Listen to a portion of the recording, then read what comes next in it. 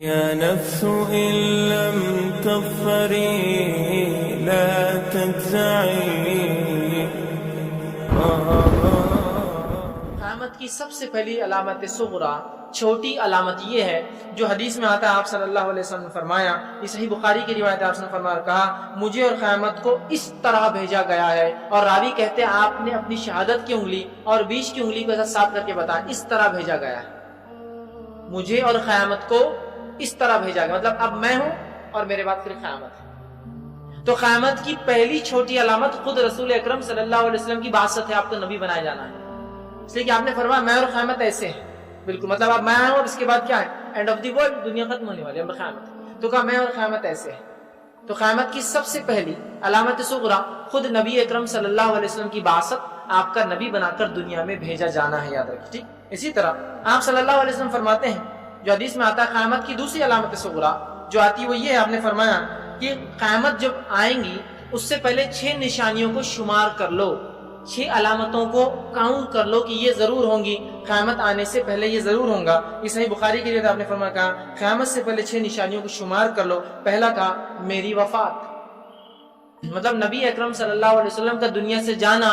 یہ قیامت کی 6 جو علامتیں آپ نے صغرا بتائی ایک ہی حدیث کے اندر، اس میں سے ایک علامت ہے، کہا میری وفات۔ تو ایک حدیث میں آیا میری بعثت اور میں اور قیامت ایسے، دوسرے میں کہا میری وفات۔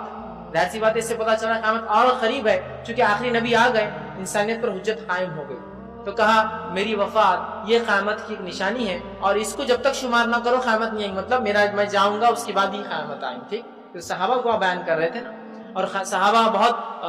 خوف زدہ تھے کہ قیامت کا کیا معاملہ ہے، تو یہاں یقین دلا دیا گیا کہ میری وفات یہ نشانی ہوں گی، اور اس کے بعد ہی 6 نشانیاں شمار کرنا، میری وفات اس میں سے آپ نے فرمایا ایک نشانی یاد رکھی۔ دوسرا فرمایا اسی حدیث کے اندر، اور کہا کہ میری وفات، اس کے بعد بیت المقدس کی فتح، بیت المقدس فتح ہو جائے گا۔ بہرحال انشاءاللہ تفصیلات میں آگے رکھتا ہوں، تھوڑا اس کی کڑی سلسلے وار ملاتے ہوئے۔ اس کے علاوہ جو دوسری علامت آپ صلی اللہ علیہ وسلم بتاتے ہیں قیامت سے، وہ یہ ہے کہ چاند کا 2 ٹکڑے ہونا، چاند کا 2 ٹکڑے ہونا یہ بھی علامت قیامت میں سے ہے، اور صحیح بخاری کی روایت ہے، آپ صلی اللہ علیہ وسلم فرماتے اور کہتے ہیں اہل مکہ نے، انس بن مالک رضی اللہ عنہ فرماتے ہیں اہل مکہ نے نبی اکرم صلی اللہ علیہ وسلم سے کہا کہ ہمیں کوئی علامت دکھائیے، نشانی دکھائیے کہ آپ نبی ہیں۔ تو آپ صلی اللہ علیہ وسلم نے انہیں جو ہے چاند کے 2 ٹکڑے، جو ہے چاند کو 2 ٹکڑوں میں بانٹ دیا، 2 ٹکڑے کر کے بتائے، اور اس بات کا تذکرہ قرآن نے بھی کیا، جو آیت میں نے ایک مختصر ٹکڑا جو ہے آپ کے سامنے تلاوت کیا، اللہ رب العزت نے اس کے اندر فرمایا کہا اقتربت الساعۃ وانشق القمر، کہ قیامت کی گھڑی قریب آ گئی اور چاند 2 ٹکڑے ہو گیا۔ اس سے پتہ چلا کہ مشرکین نے آپ سے ڈیمانڈ کیا، آپ نے اللہ سے دعا کی، اللہ نے یہ معجزہ کر دکھایا، اور قیامت کی نشانیوں میں سے کہ اللہ نے فرمایا قیامت قریب آ گئی اور چاند 2 ٹکڑے میں بڑھ گئے،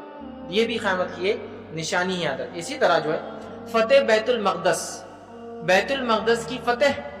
یہ بھی قیامت کی ایک علامت ہے، جو میں نے ایک حدیث آپ کے سامنے صحیح بخاری کی دیکھی، اس میں حدیث الفاظ ہے 6 باتیں جب تک شمار نہ کر لو قیامت نہیں آئیں گی۔ پہلا میری وفات، دوسرا بیت المقدس کی فتح، بیت المقدس فتح ہو جائیں گا، اس کا مطلب یہ کہ مسلمانوں کا بیت المقدس پر قبضہ ہوگا۔ اور یہ بات بہرحال ہم جانتے تاریخ میں کہ نبی اکرم صلی اللہ علیہ وسلم کے بعد عمر ابن خطاب رضی اللہ عنہ کے دور کے اندر 637 جو ہے اس کے اندر جو ہے عمر ابن خطاب رضی اللہ عنہ وہاں پہنچے، اور بمطابق 16 ہجری بہرحال ہوتا ہے، اور بغیر کسی جنگ کے آپ جو ہے وہاں کے جو ہے آپ کو فتح ملی، اور وہاں کے لوگوں نے، وہاں کے عیسائی باشندوں نے آپ کو چابیاں جو ہے بیت المقدس کی دے دی، تو یہ ایک علامت ہوگی۔ اس کے بعد ہم جانتے ہیں کہ اس کے بعد مسلمانوں کا کئی زمانے تک اس کے اوپر جو ہے قبضہ رہا، اور اس کے بعد ہم دیکھتے ہیں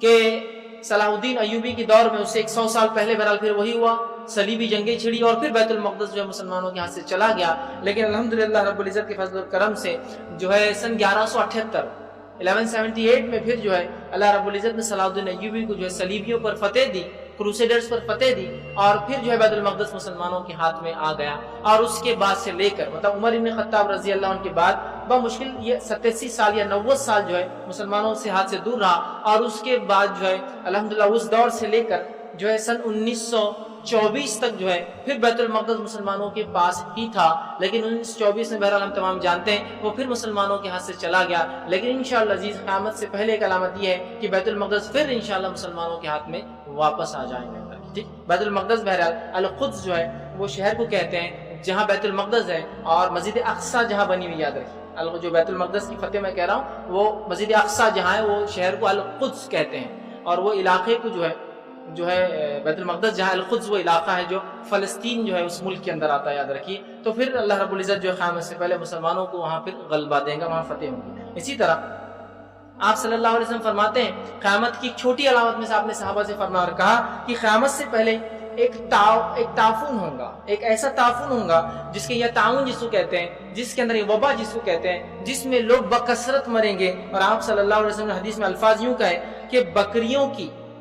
خواص جیسی بیماری پھیل جائیں گی. مطلب بکریوں میں ایک بیماری ہوتی ہے کہ جب ایک بکری بیماری ملوث ہوتی ہے ساری بکریاں ہوتی ہیں اور مرنا شروع ہو جاتی ہے، اس کو خواص کہتے ہیں. ابھی تو آپ نے فرمایا ایک ایسا تعاون آئے گا کہ جس میں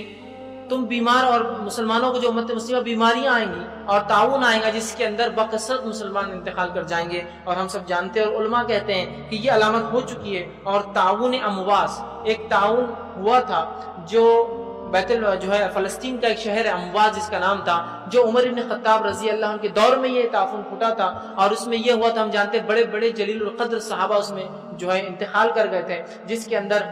جو ہے ابو ذر غفاری رضی اللہ عنہ بہرحال اس میں آتے ہیں، اور بھی بہرحال دیگر بہت سارے صحابہ کو تفصیلات آتی ہے کہ وہ صحابہ تھے. اس کے اندر جو ہے حذیفہ بن یمان ہے، اسی طرح اور بھی بہت سا جلیل القدر جو ہے صحابہ اس کے اندر بہرحال اس میں جو ہے شہید ہوئے اس تعاون کے اندر. تو آپ نے اس تعلق سے جو ہے پیشن گوئی کر دی تھی کہ ایک تعاون آئے گا جس میں تم کثرت صحابہ کثرت سے انتقال کریں گے، اور عمر بن خطاب رضی اللہ عنہ کے دور میں بہرحال وہ ہوا بھی. اسی طرح ہم دیکھتے ہیں آپ صلی اللہ علیہ وسلم جو علامت قیامت بتائے اس میں ایک علامت یہ ہے کہ مختلف قسم کے فتنوں کا ظہور ہوگا، بہت سارے فتنوں کا ظہور ہوگا، اور ایسے فتنوں کا ظہور ہوگا جس کی کوئی انتہا نہیں. فتنے آپ سمجھتے ہیں، فتنے کا معنی یہ کہ اگر مسلمان اس میں شامل ہو جائے تو اس کے ایمان کے جانے کا خطرہ ہوتا ہے، اس کو کہتے ہیں فتنہ. لیکن ایک افسوس کی بات ہے ہمارے پاس لوگ بس کوئی چیز ہوا کہ یہ فتنہ ہے وہ فتنہ ہے، بس ہر کسی کو بس دھکے دھکے فتنہ فتنہ فتنہ ڈکلیئر کر دیتے ہیں. ٹھیک، حتیٰ کہ ایک دوسرے کو جماعتوں کے مقابلے میں ایک دوسرے کو فتنہ ڈکلیئر کرتے ہیں، وہ جماعت فتنہ، یہ جماعت فتنہ. فتنے کا معنی یہ ہوتا ہے کہ ایک انسان اگر اس میں شامل ہو جائے تو اس کی ایمان کے ضائع ہونے کا خطرہ ہوتا ہے. تو بکثرت فتنے ہوں گے. اور صحیح مسلم کی روایت میں آپ صلی اللہ علیہ وسلم یوں فرمایا کہا کہ اندھیری شب جیسے فتنوں کے سیلاب سے پہلے پہلے نیک اعمال کر لو. اندھیری شب کیا آپ سب فرما رہے ہیں؟ اندھیری شب جیسے فتنوں سے مطلب اندھیری رات جس طرح سے آ جاتی ہے اچانک، ویسے فتنے تم پر آئیں گے. اس سے پہلے آپ فرماتے ہیں نیک اعمال کر لو، اور فرمایا وہ فتنے ایسے ہوں گے کہ ایک انسان دن میں ایمان والا نکلے گا اور شام کفر کے ساتھ گھر لوٹے گا. مطلب ایسے فتنے ہوں گے، ایمان کے جانے کا اتنا خطرہ ہوگا کہ ایک انسان دن میں ایمان والا نکلے گا گھر سے، لیکن جب دن میں جا کر آئے گا کوئی اس کے نظریات کو، اس کی سوچ کو ایک جھٹکے میں ایسا بدلے گا کہ شام آئے تو کافر ہو جائے.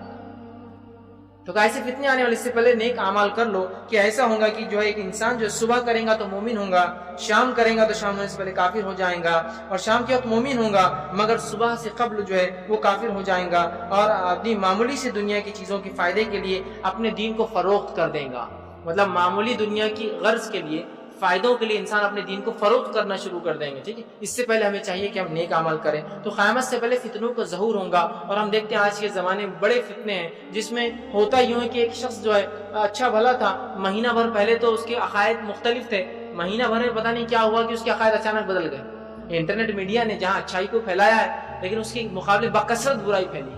ایک انسان کتاب و سنت کے عقیدے پہ تھا اور پتہ نہیں کل کسی عقیدے شامل ہو کے کسی گروپ میں مل کے آج اس کی تحریک کو چلا رہا ہے. ٹھیک، تو بہرحال بکثرت فتنے بہرحال آج ہم دیکھ رہے ظہور ہوں گے. اسی طرح